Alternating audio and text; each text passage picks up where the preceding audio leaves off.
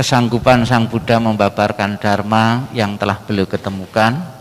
Atas permohonan Brahma Sanggapati beliau mengatakan, terbukalah pintu kehidupan abadi bagi mereka yang mau mendengar dan mempunyai keyakinan. Pemimpin puja bakti yang saya hormati dan segenap umat Buddha, para upasaka dan upasika yang hadir maupun yang mengikuti live streaming di rumah masing-masing, terimalah salam di dalam Dharma. Namo Sang Yang Adi Budaya, Namo Buddhaya. Bapak Ibu saudara sekalian yang saya hormati, kalau di wihara ini masih ada live streaming ya. Bagi Bapak Ibu yang tidak hadir ya, atau masih takut atau trauma karena keluarganya ada yang pernah terkena COVID ya, itu tidak hadir atau karena faktor keperluan yang lain. Namun di wihara lain itu ada yang bikin kebijakan selama puja bakti atau kegiatan wihara tidak boleh di live streaming. Loh kok malah tidak boleh, kenapa?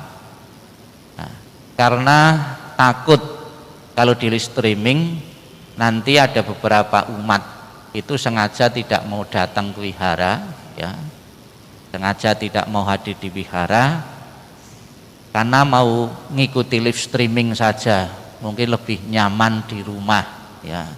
Kalau kita haus langsung bisa minum ya, kita lapar langsung bisa makan ya. Kalau live streaming di rumah ya, maka wihara itu bikin kebijakan kalau puja bakti tidak usah di live streaming, biar umat setiap hari Minggu bisa hadir langsung ya di wihara dan tahu kondisi wihara ya. Tentunya kebijakan ini juga bagus juga ya.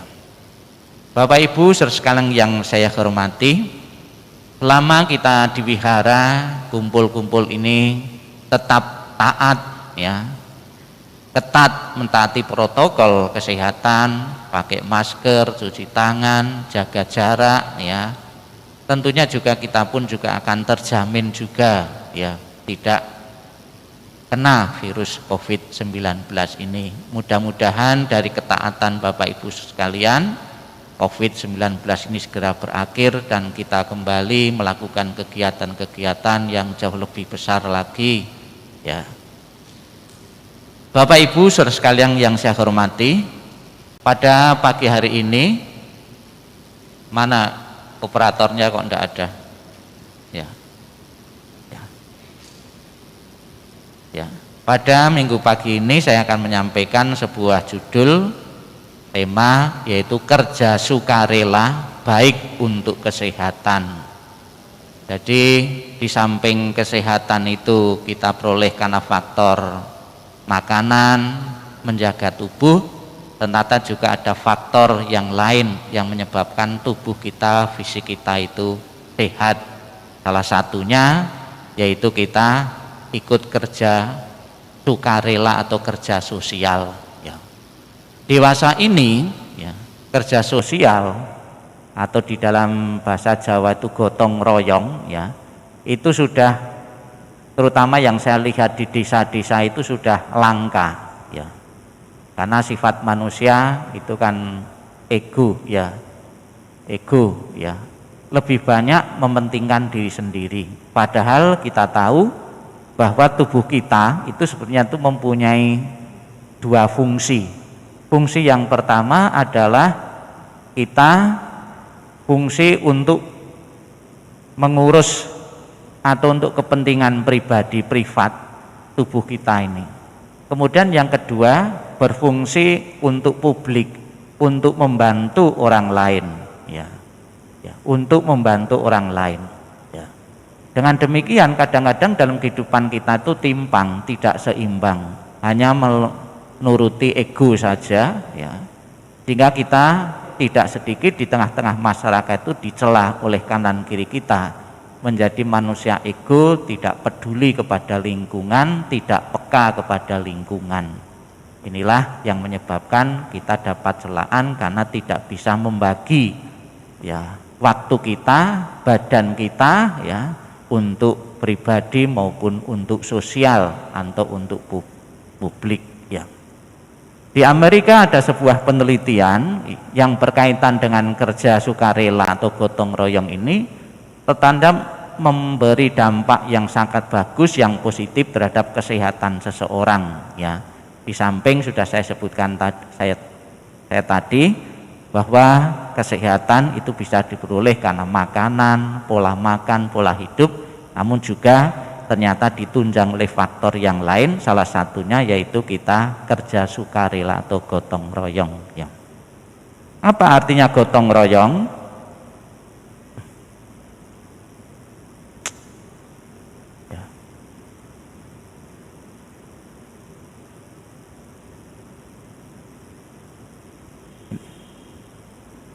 Apa artinya gotong royong? Bergotong royong artinya kita solider kepada pribadi seseorang, kepada kelompok, ya, kepada masyarakat. Ya. Tanpa ada rasa solidaritas, kepedulian dari kita, tentunya kemajuan orang lain itu tidak bisa dicapai.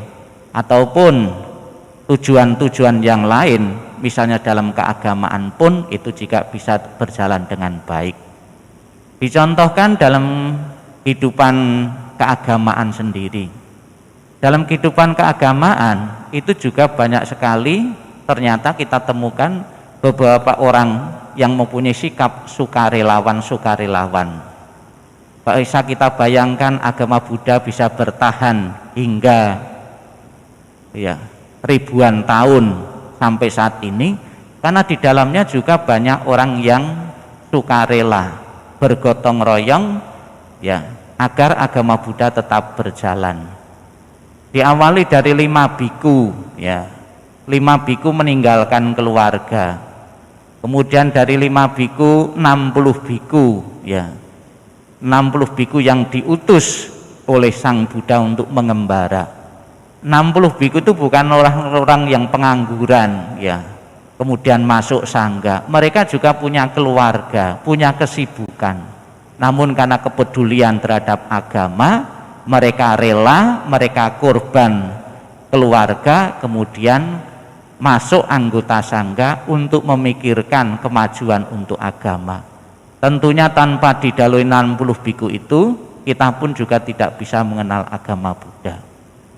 Saat ini di wihara-wihara juga ada kepanditaan, ada biku sangga. Itu adalah contoh nyata orang-orang yang rela berkorban dengan sukarela tanpa gaji ya, untuk meninggalkan keluarga, kepentingan keluarga, untuk mengabdi kepada agama ya.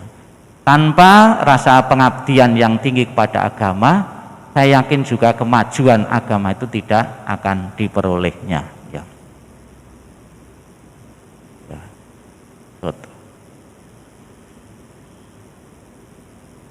Bergotong royong ya. Operatornya tidak ada itu ya. Ya. Ya. Dapat kita lihat dari contoh ini, jadi rumah ya ini digotong ya. Bagaimana kalau mau memindahkan rumah ini kalau seorang diri saja? Saya yakin akan kesulitan, sekalipun bisa itu juga melalui proses yang lama, perlu 2 hari 3 hari. Namun karena kerja sama orang banyak ini, pekerjaan yang berat tadi menjadi ringan dipindahkan ya. Inilah ilustrasinya ya, gotong royong. Demikian pula kerja apapun ya. Nenek moyang kita ya, untuk menggugah semangat agar orang berpikir untuk bergotong royong ya, kemudian bikin lagu pujangga-pujangga zaman dulu untuk memotivasi masyarakat agar mau bergotong royong, kerja sukarela itu dengan bikin lagu ya. Lagunya judulnya Gugur Gunung ya. Kemudian ada ilustrasi yang lain ya. Seperti yang kita lihat ya, ini burung-burung ini. Ini juga satu bentuk kerjasama gotong royong untuk meringankan beban. Daripada mereka itu terbang sendiri-sendiri tanpa berkelompok, itu beban mereka itu berat, tapi dengan terbang bersama-sama seperti ini itu menjadi ringan. Yang merasakan tekanan yang paling berat tentunya yang paling depan, tapi ketika yang urutan yang kedua, yang ketiga, yang keempat itu tekan anginnya ya, tekanannya sudah berkurang, pekerjaannya, energi, tenaganya yang dikeluarkan itu jauh lebih ringan ya. Itu dari kerjaan jauh lebih ringan ya. Kemudian kalau ada bahaya misalnya saja ya, itu juga lebih aman, tidak berani mereka mau nangkap ya. Itu ilustrasi. Nah, seperti ini contohnya saja juga bergotong royong di masyarakat, orang beramai-ramai mendirikan tempat ibadah. Kalau di kota jarang ada tempat ibadah didirikan bersama-sama, itu jarang. Kalau di desa-desa dapat kita temui membangun masjid yang Buddha, yang Kristen, itu juga ada yang ikut membantu pembangunan masjid. Sebaliknya ketika membangun wihara, ternyata umat agama yang lain pun juga ikut juga membantu pembangunan wihara, pembangunan gereja ya. Itu karena masing-masing berpikir untuk bergotong royong untuk meringankan beban pekerjaan yang berat tadi menjadi ringan ya.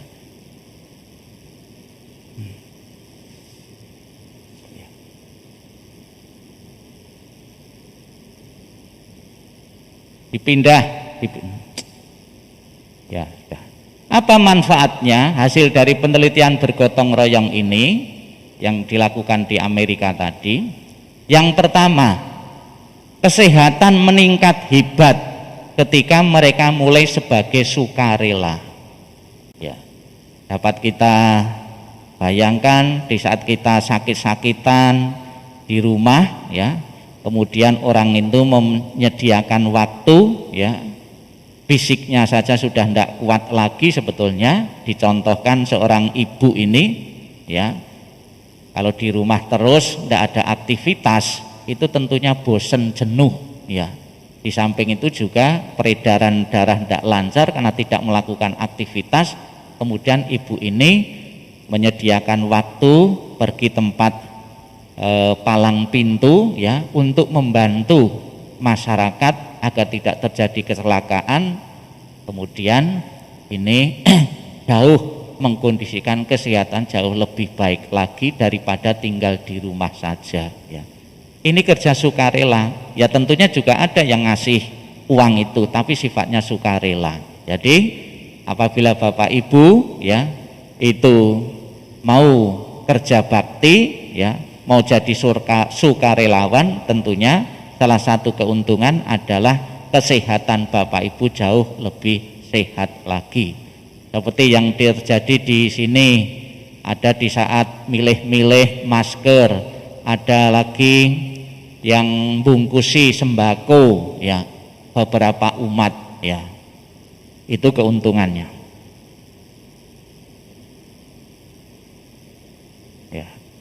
Kemudian juga dilakukan oleh para mahasiswa dan mahasiswi ya. Ada penelitian di Amerika juga di kalangan mahasiswa dan mahasiswi sebanyak 45 orang ya. Ternyata ada kaitannya dengan kebahagiaan yang bisa dirasakan kerja bakti itu ya.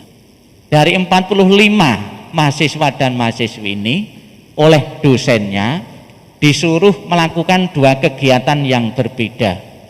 Satu, kegiatan yang bermakna memberi. Dua, kegiatan yang bermakna hura-hura.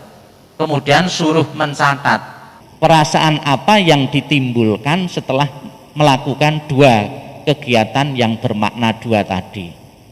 Ada seorang mahasiswa turun ke jalan ya, membantu menyeberangkan orang ya. Dia merelakan waktunya, tenaganya untuk membantu orang. Kemudian dicatat perasaannya setelah membantu orang itu apa? Oh, bahagia. Kemudian ada mahasiswa melakukan kegiatan yang bermakna hura-hura, minum-minum, ngerokok-ngerokok. Perasaan yang ditimbulkan apa? Oh, gelisah, menyesal uangnya habis. kesehatannya terganggu. Dari mahasiswa-mahasiswa itu ya kemudian disimpulkan, ternyata setelah melakukan kegiatan memberi ya perasaan mereka jauh lebih bahagia dibandingkan mereka tidak melakukan apa-apa atau tidak melakukan kegiatan yang tidak bermakna memberi atau melakukan hura-hura atau foya-foya. Apa hasil penelitian dari kalangan mahasiswa ini? Ini juga pernah sempat juga disabdakan oleh Sang Buddha. Di saat Katina kita sering mendengarkan ceramah Dhamma. Ada 3 kebahagiaan yang bisa dinikmati seseorang berkaitan dengan berdana, berkaitan dengan memberi.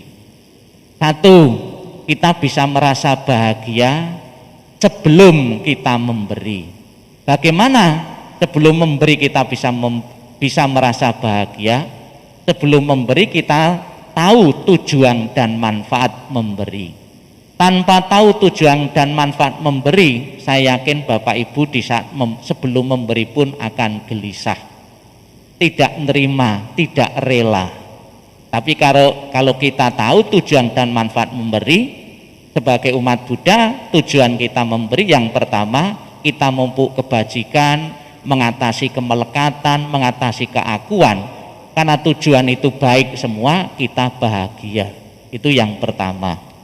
Yang kedua, saat memberi kita bahagia.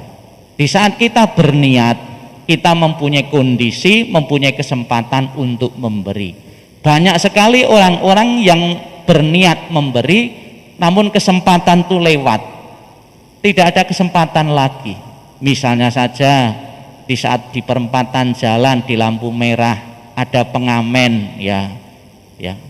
Ketika kita mau ngambilkan uang, buka dompet atau ambil di saku, ternyata orang yang mau kita beri itu sudah lewat. Kita pun menyesal kenapa tadi kita tidak cepat-cepat memberi. Banyak kesempatan-kesempatan sebetulnya di depan mata kita, karena kita kurang cakap, kurang respon, itu berlalu saja.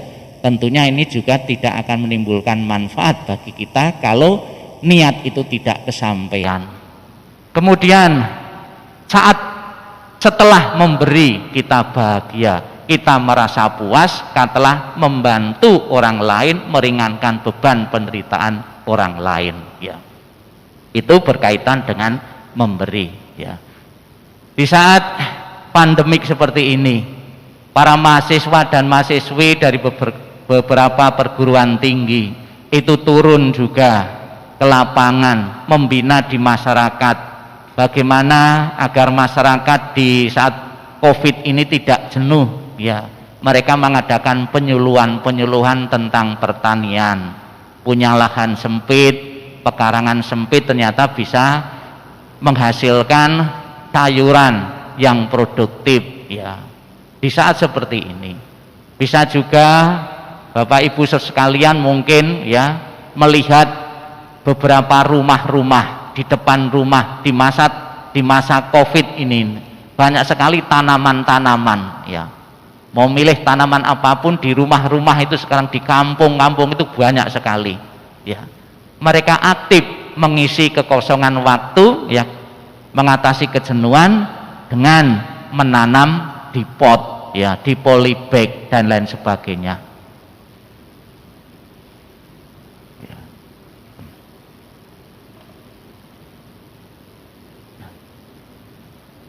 Ada ungkapan bijak ya, Anda akan mendapatkan apapun yang Anda inginkan dalam hidup jika Anda mau membantu cukup banyak orang mendapatkan apa yang mereka inginkan. Ini kan hukum karma. Kalau kita itu memudahkan seseorang, sering memfasilitasi orang ya, tentunya kita juga akan mendapatkan hal yang sama.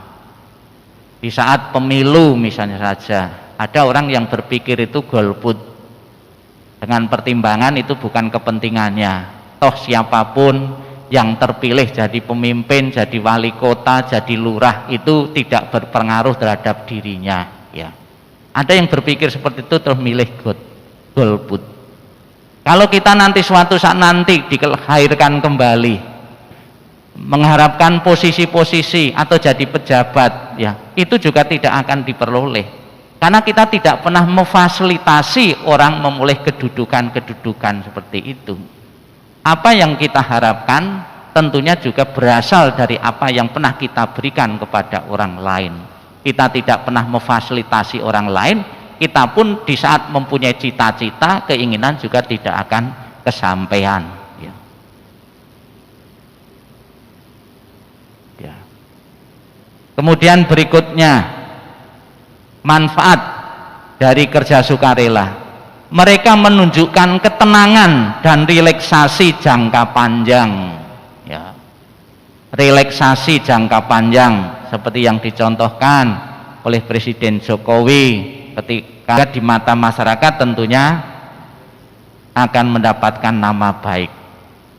Apa saja manfaat menjadi seorang sukarelawan atau menjadi pekerja sosial? Yang pertama, menghubungkan diri dengan orang lain, ya.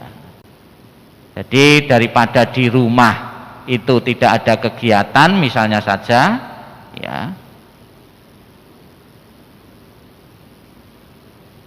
ya, tidak ada kegiatan, kemudian kita bergabung dengan aktivitas di luar rumah yang ada kaitannya dengan kerja bakti, kerja sosial.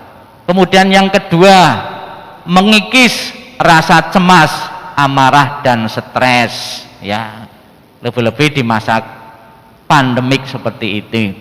Tiga, membuat Anda lebih bahagia karena kita sering berkumpul dengan orang lain.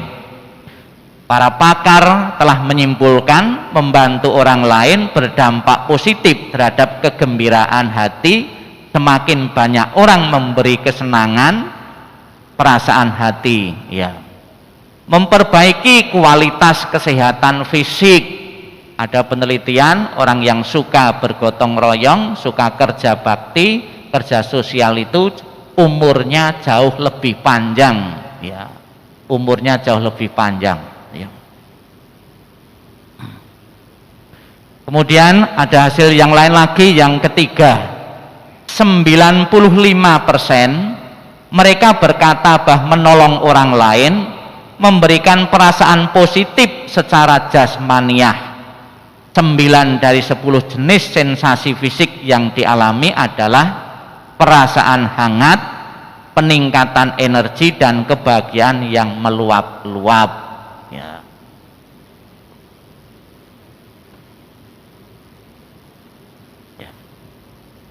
Kemudian kenapa membantu orang lain bisa meningkatkan kesehatan? Ini ada beberapa alasannya, ya.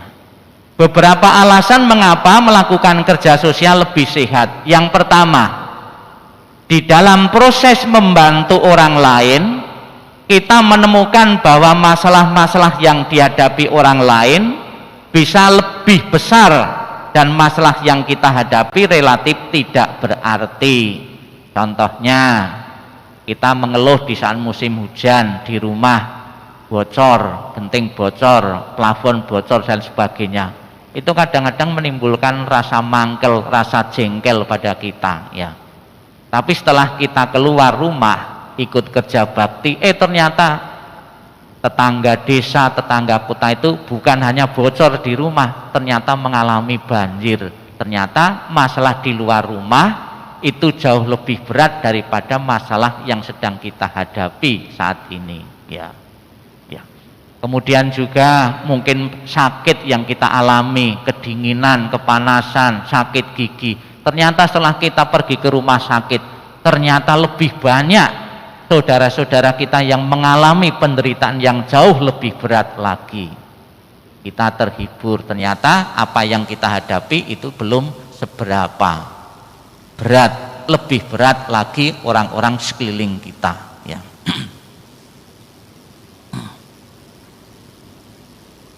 Yang kedua, merasa berguna dan merasakan adanya tujuan. Sebaik-baik manusia adalah mereka yang bermanfaat bagi orang lain, ya. Bermanfaat bagi orang lain bukan selamanya bermanfaat untuk diri sendiri. Ada 5 hal yang membuat merasa semangat dalam menjalani hidup, ya. Yang pertama, merasa berharga bagi kehidupan orang lain. Ketika kita ketemu masyarakat, ya, orang lain, ternyata kita bisa menyumbangkan sedikit materi, sedikit uang kita kepada masyarakat yang berada di bawah kita kehidupan ekonominya. Ini kita merasa berharga bagi mereka, ternyata saya sangat dibutuhkan oleh orang lain, ya, sebagai keran, ya. Kemudian merasa berguna bagi orang lain, ya. Banyak orang sakit di lingkungan sekitar kita tidak bisa jalan, tidak bisa beraktivitas.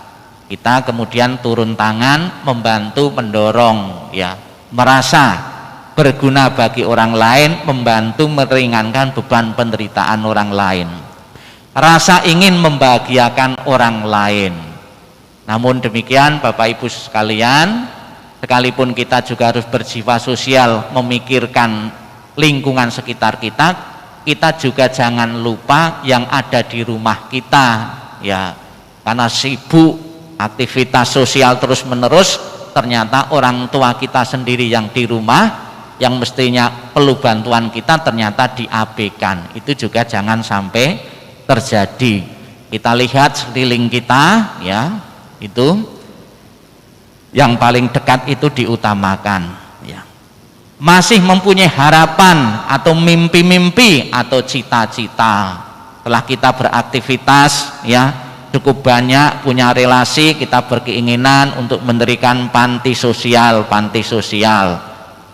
Kemudian paham betapa indah hidup ini. Ternyata kalau hidup kita itu cuma untuk berpikir untuk diriku, untuk aku, ternyata tidak bahagia. Setelah kita berpikir untuk orang lain, ternyata hidup itu sangat indah sekali karena telah memberi manfaat, faedah kepada orang lain.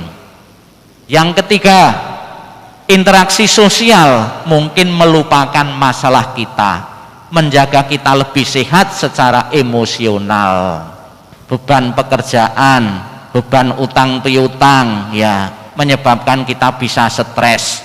Dengan kita interaksi sosial, dalam bahasa Jawanya itu nyelamurke, ya, diselamurke. Jadi masalahnya tidak selesai, masalahnya tetap ada. Namun pemikirannya itu diselamurke, mengurus, ya, dengan kerja bakti, dengan ikut kegiatan-kegiatan sosial, ya.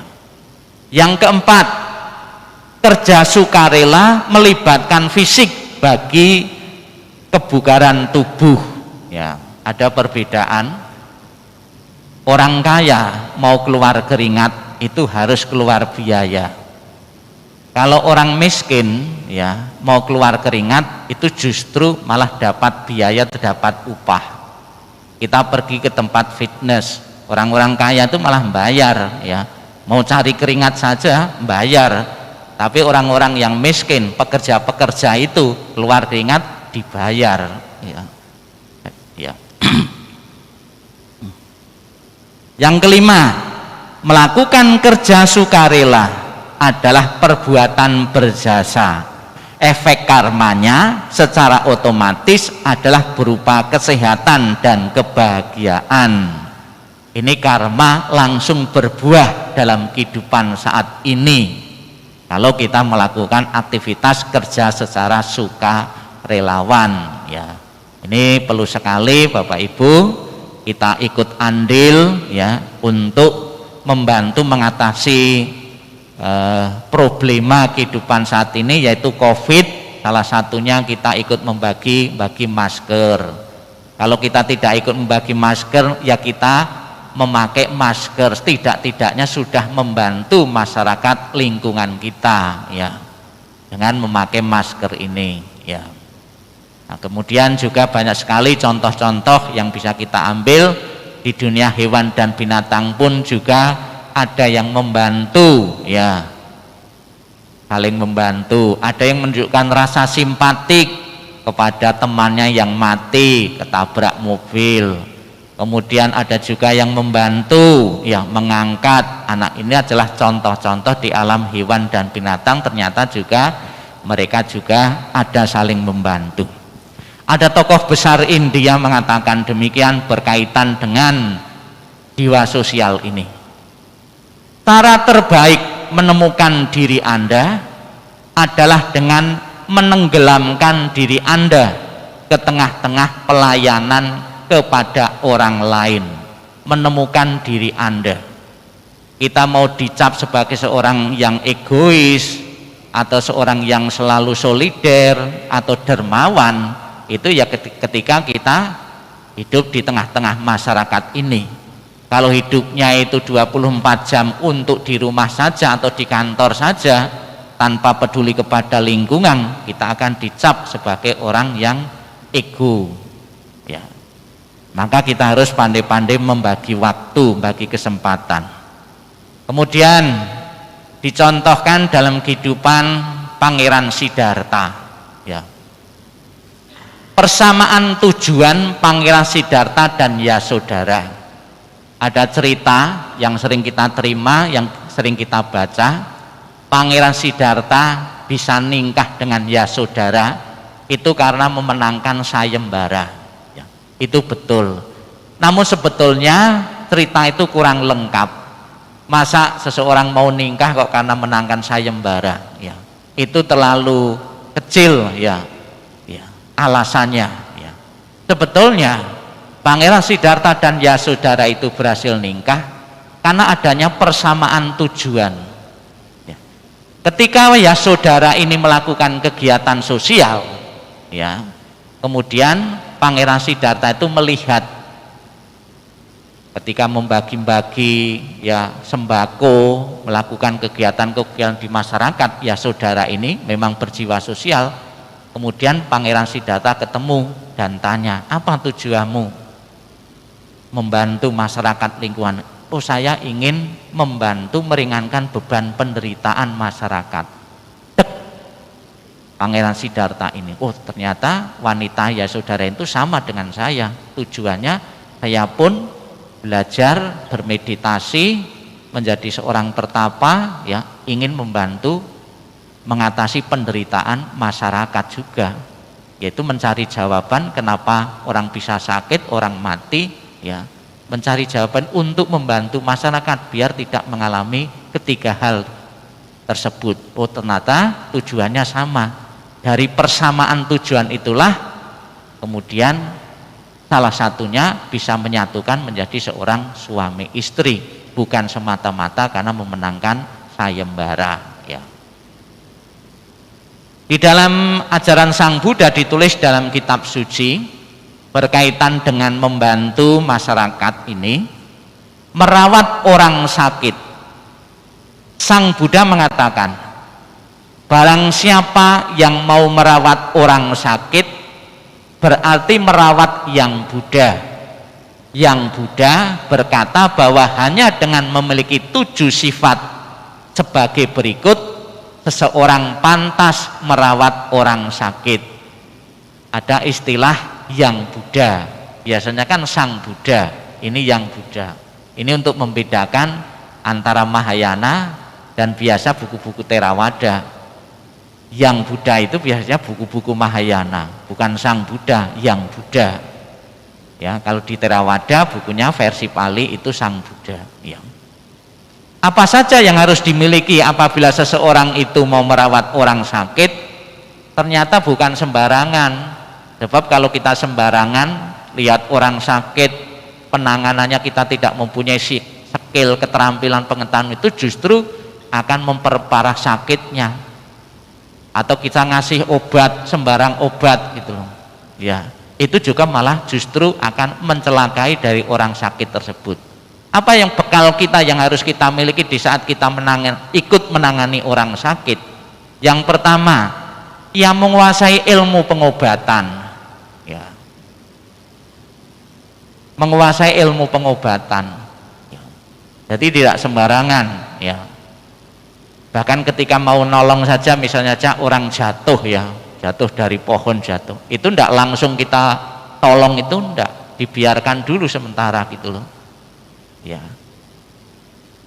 atau luka lama, luka baru, ya itu juga harus paham juga. Jadi Sang Buddha mengingatkan orang yang mau menolong itu harus menguasai ilmu pengobatan dahulu, ya. Ada beberapa pengobatan, baik itu pengobatan medis, pengobatan tradisional. Ini juga kita jangan meremehkan pengobatan-pengobatan tradisional.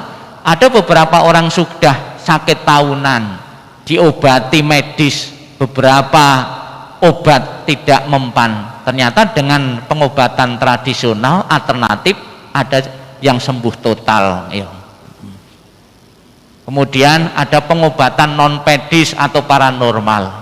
Ada juga sudah dibawa dokter kemana-mana, tidak sembuh. Setelah ditunjukkan seorang paranormal, ya, kena santet, ada yang sembuh juga. Sampai saat ini pun juga dapat kita lihat di masyarakat ternyata banyak juga paranormal yang berjasa kepada masyarakat karena telah menyembuhkan beberapa penyakit, ya. Kemudian dukun beranak, ya, itu juga sangat membantu juga.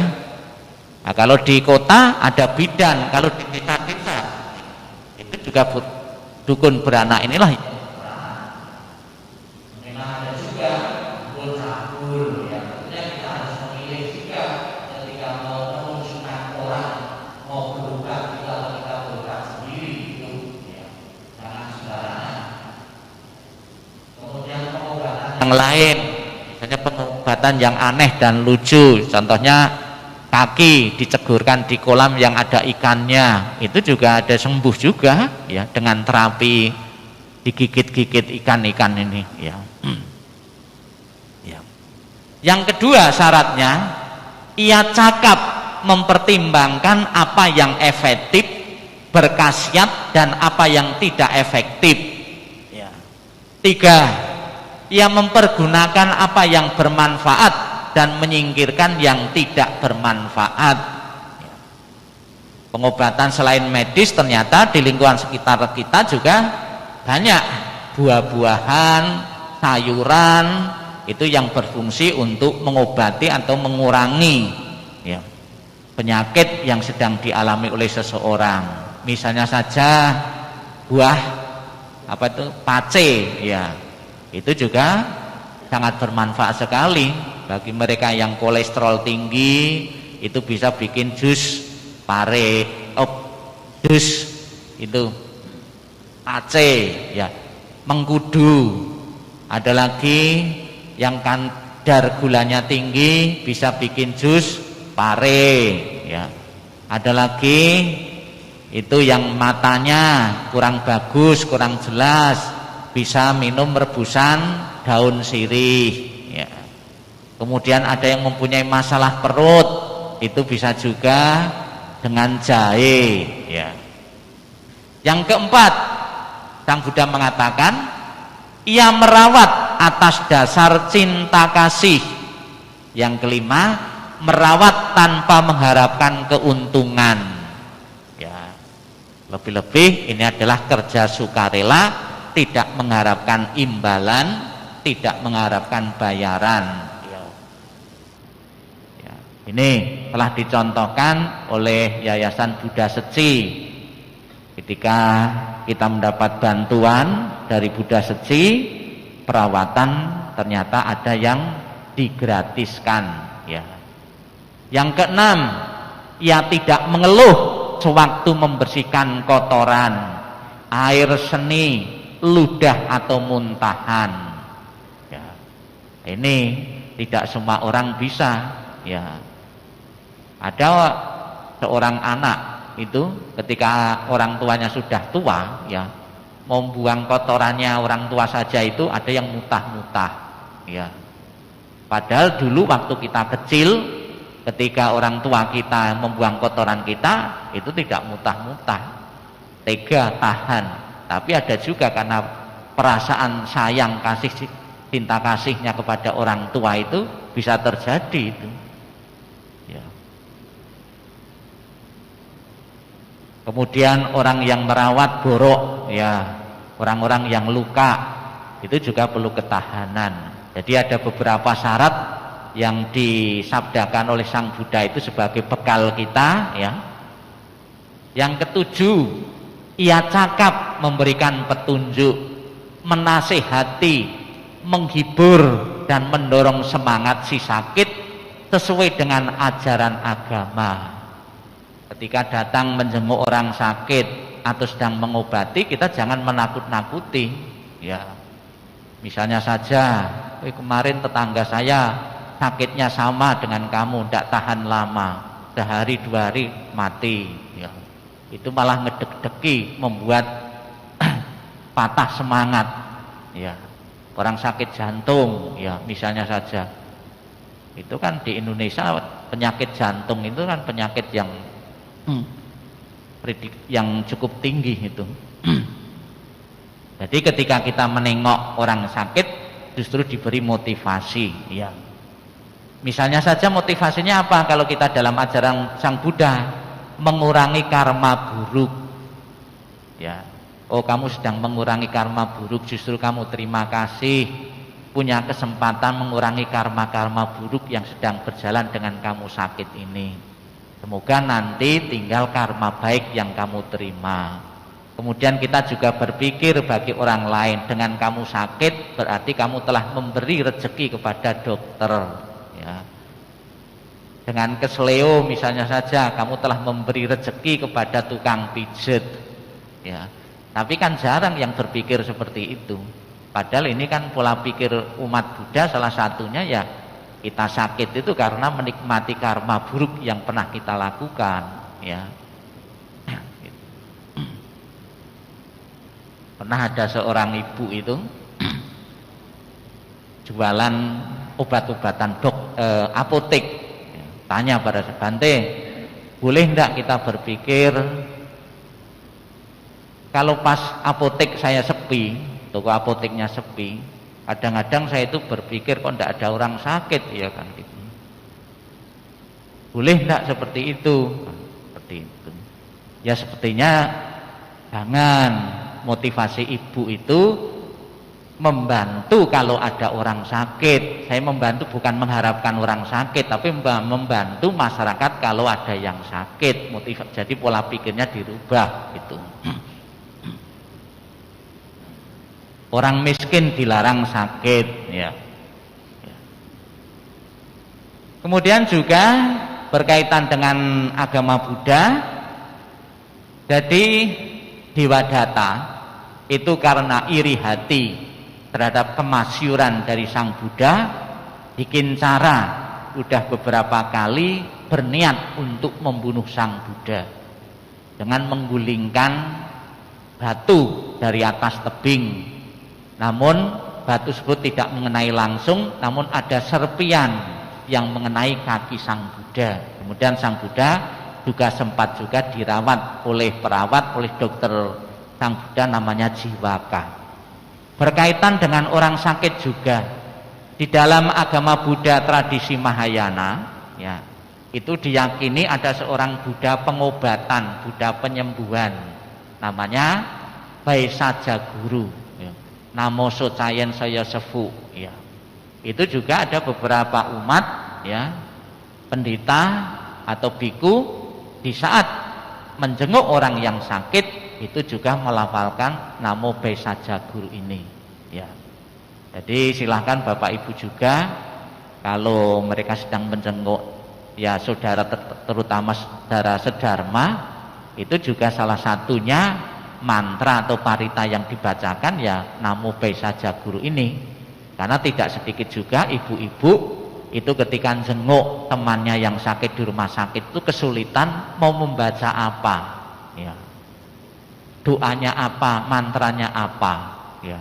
Itu salah satunya yaitu silahkan melafalkan Namo Baisaja Guru ini, Namo Socayen Saya Sefu ini. Itu yang pertama untuk orang yang sakit. Yang kedua, di saat teman kita itu berulang tahun, karena tidak sakit menyebabkan umur panjang, maka pelafalannya ini juga Namo Baisaja Guru, Namo Socayen Saya Sefu ini, ya.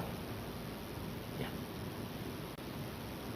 Ada istilah misi altruistik, ya.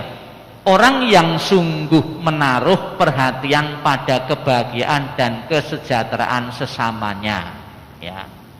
Misi ini adalah tugas atau karya yang kita lakukan, terutama bukan karena imbalan finansialnya, tetapi karena kehendak murni untuk membuat sesama mencapai kebahagiaan atau kesejahteraan. Ada seseorang yang berpendapat, Harold Kurner mengatakan, segala sesuatu dalam kehidupan kita ini dibangun di atas pasir, hanya hubungan kita dengan sesamalah yang bertahan. Bangun di atas pasir, kalau kena air, kena angin, badai tentunya akan berlalu saja, ya. Hanya hubungan kita dengan sesamalah yang bertahan, ya. Persaudaraan, persahabat inilah yang akan bertahan, ya. Kemudian ada lagi yang berpendapat, orang tidak dikenang karena apa yang dia miliki, ya. Dia dikenang karena apa yang dia diberikan kepada orang lain, ya. Kemudian kita menciptakan sarana hidup dengan uang kita, tetapi kita menciptakan kehidupan dengan apa yang kita lakukan bagi sesama kita, ya. Itulah Bapak Ibu saudara sekalian pesan Dhamma hari ini. Silakan Bapak Ibu mengambil hikmah dan mengerjakan apa hal yang positif yang belum pernah Bapak Ibu kerjakan, mau mencoba di tengah-tengah masyarakat kita agar kehidupan kita jauh lebih sehat, ya. Dengan kita aktif membantu lingkungan masyarakat kita, lebih-lebih di saat masa pandemik ini, kita benar-benar tenaga pemikiran kita sangat dibutuhkan oleh lingkungan kita. Sabi sata bawantus kitata, semoga semua makhluk hidup berbahagia dan sejahtera. Sadu, sadu, sadu.